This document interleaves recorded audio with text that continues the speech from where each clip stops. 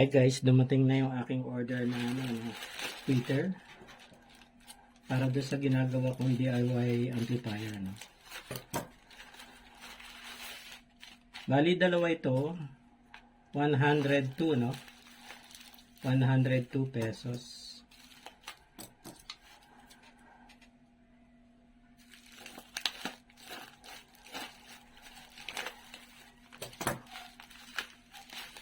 Yun. Dalawang piraso, no? Parang ano lang, no? Laruan.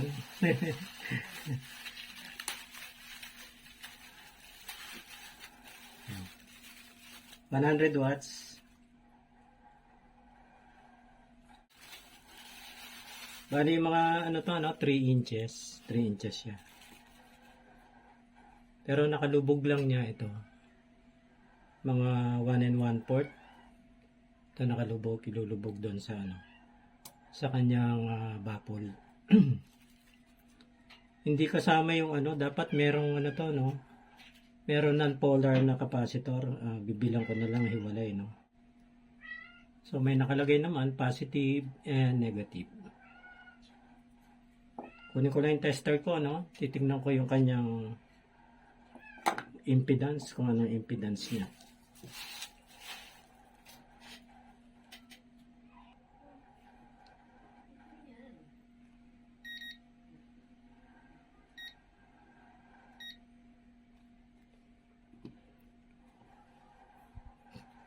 Tingnan ko yung impedance.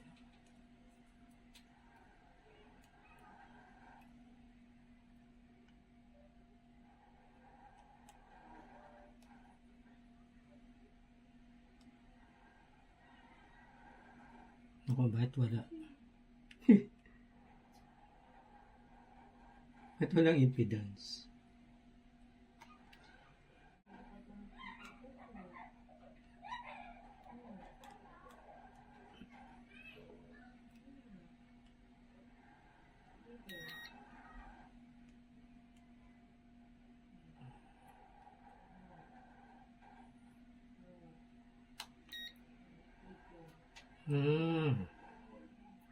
I see. Baka yung capacitor nito nasa loob na. No? Baka yung capacitor nasa loob na. Subukan kong i-measure ang capacitor.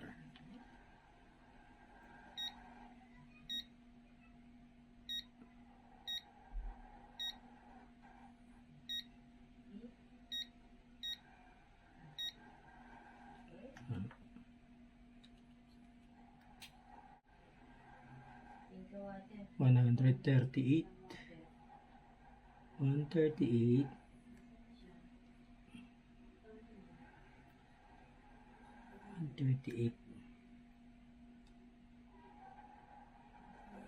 124. Try ko na lang, no? Try ko na lang kung normal ba yung ganun. Okay. Hi guys, good morning. Meron akong i-haul na ano, no, na materials, no. Para doon pa rin sa aking DIY na ano, na amplifier.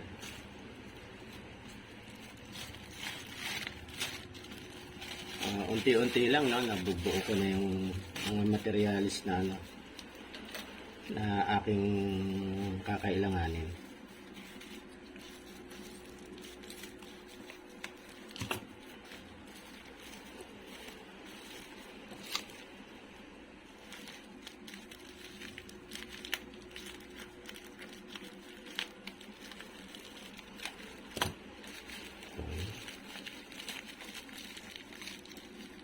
Bali, 54 pesos lahat ito, no?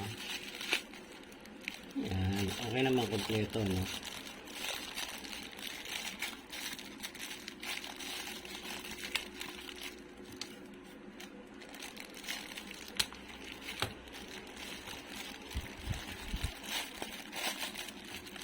Ito, kailangan ko ng power port, no?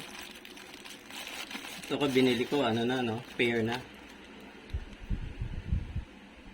So, ito yung nasa baffle. Ito naman sa power supply. So, ganito lang yan. Pasok lang na ganun. Ay, nahirapan ah. Bakit? Masikip. Yun. Mas maganda nga, no? Masikip, no? Para kapit na kapit yung connections niya. Okay. Isang pair lang, no? Kailangan ko lang naman yung supply ng 24 volts. Isang pair.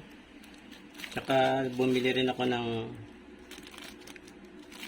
tweeter, capacitor ng tweeter to, no? 4.7 microfarad, 100 volts to. Yan. Ano to, walang polarity to, no? Sabagay, plug and play naman yung tweeter na nabili ko, kaya lang panigurado lang, no? Bumili na rin ako ng tweeter, ng capacitor para kung sakali man na walang internal na capacitor, malalagyan ko na siya, masusuplayan ko na siya. For safety purposes lang to. Yan, 4.7 microfarad.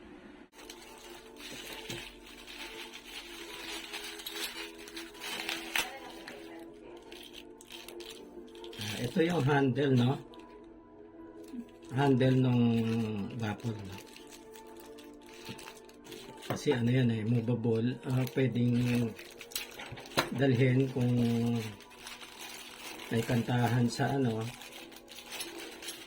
sa ibang bahay, pwedeng dalhin yan, no?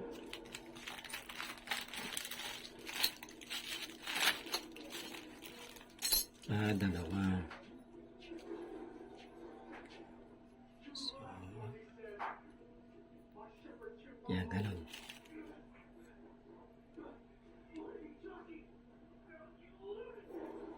Namang isa,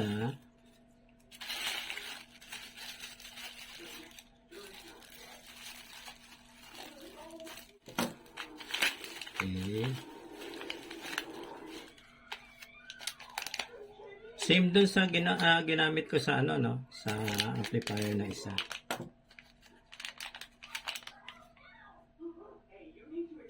Ayan.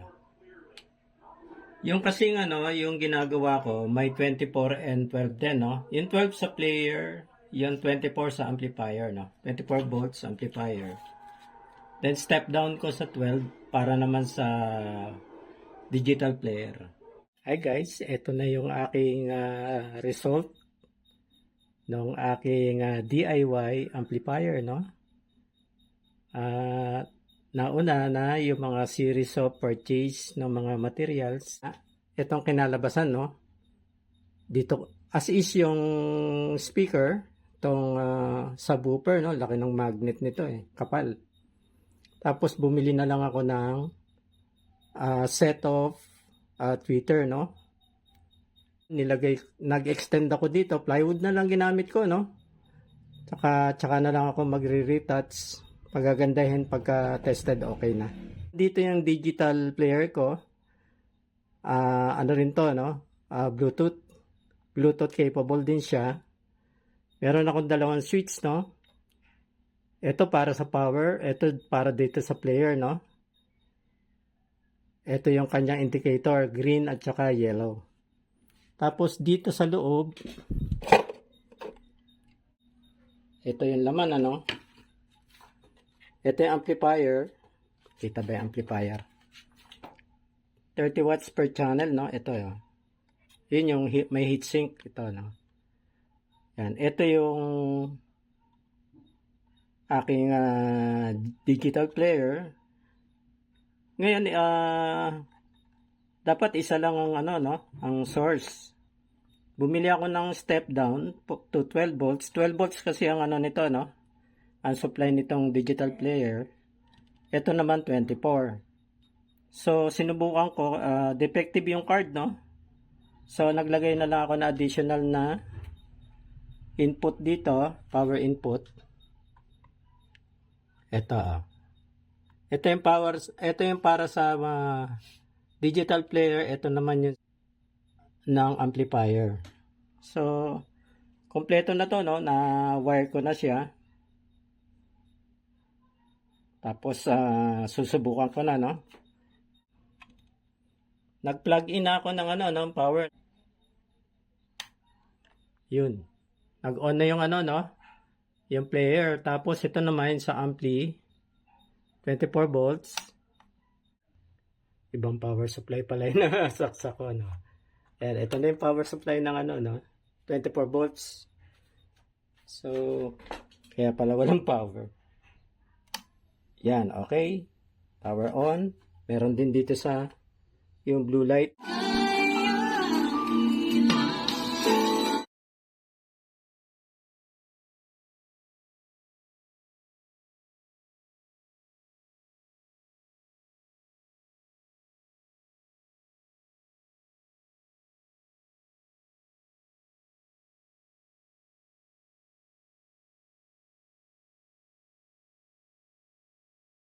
Okay, working.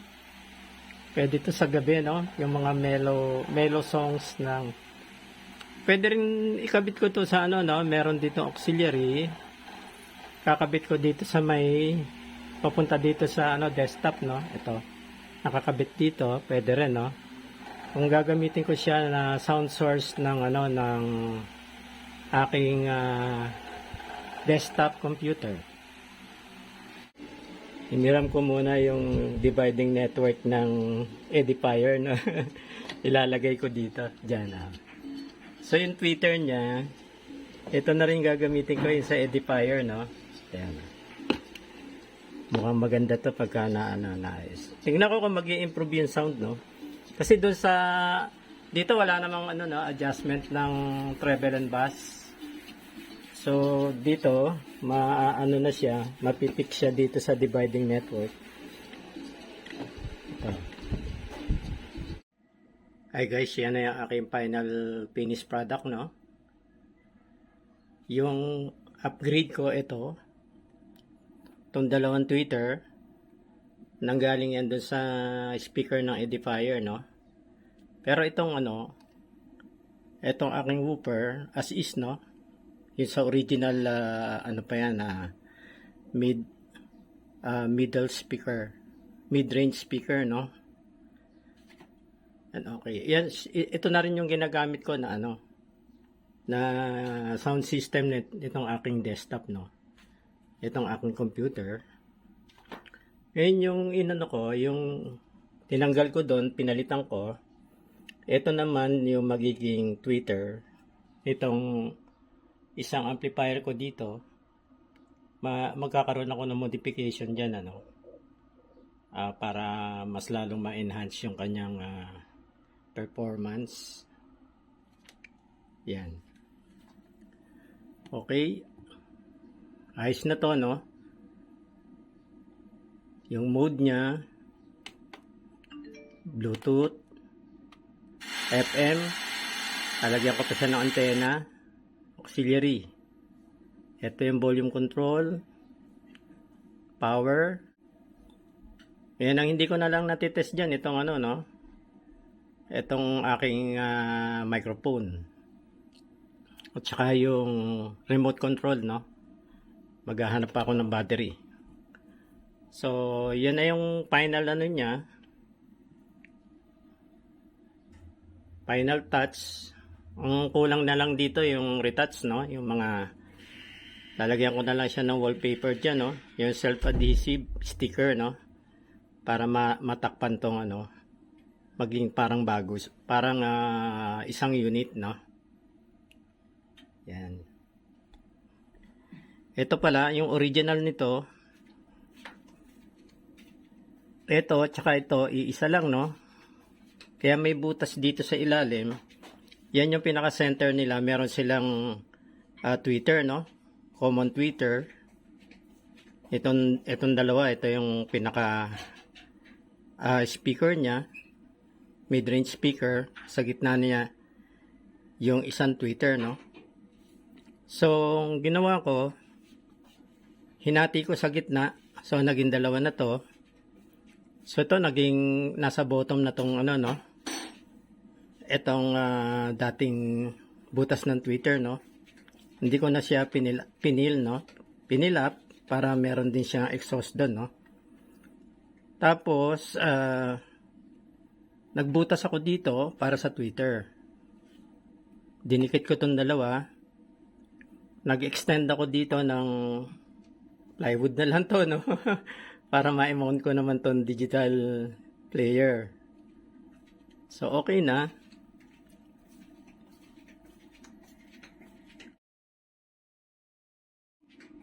So kulang na lang nito yung exhaust fan dito ko ilalagay yun, no. O pwede rin dun sa likod no. So naghahanap pa ako kung saan ako makakakahoy ng exhaust fan para hindi na ako bibili no. Pero kung wala akong mahanap, baka mag-order na lang ako sa Shopee. Okay.